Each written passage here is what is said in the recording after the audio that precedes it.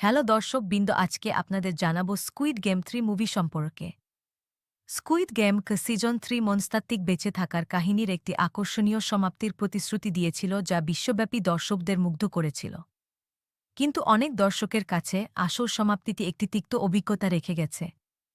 একসময় সামাজিক বৈষম্য এবং নৈতিক দ্বিধাগুলির তীব্র সমালোচনার জন্য দাঁড়িয়ে থাকা এই আখ্যানটি তার চূড়ান্ত অভিনয়ে, বিশেষ করে সিয়ং গিহুনের ভাগ্য সম্পর্কে, বিভ্রান্ত হয়ে পড়েছিল।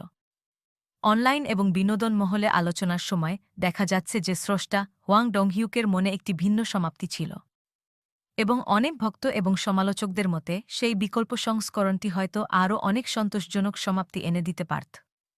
মূল কিওয়ার্ড স্কুইড গেম সিজন 3 সমাপ্তি উল্লেখযোগ্য আলোচনার জন্ম দিয়েছে, বেশিরভাগই এর বিতর্কিত বাস্তবায়নের কারণে।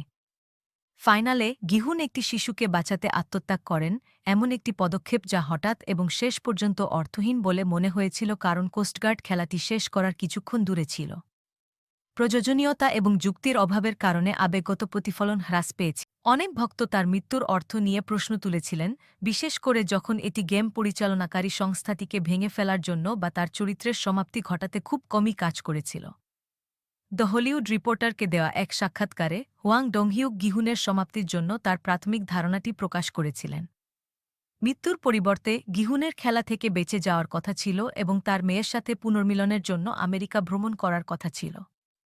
তিনি আমেরিকান নিযোগকারীর পরিচিত মুখটি দেখতে পাবেন, যা সিজন 1 এর শেষ দৃশ্যের প্রতিফলন, যেখানে তিনি প্রথমে বিমানে না চড়ার সিদ্ধান্ত নিয়েছিলেন। কিন্তু এবার গিহুন প্রতিশোধের চেয়ে পরিবারকে বেছে নেন, চিরতরে খেলা থেকে দূরে চলে যান।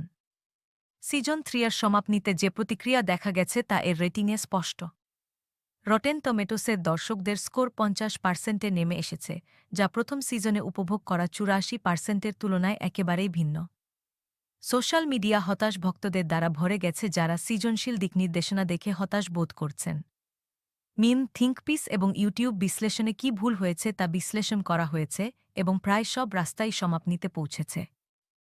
সমালোচনামূলক সমালোচনা সত্ত্বেও স্কুইড গেম কি এখনও শেষ হয়নি?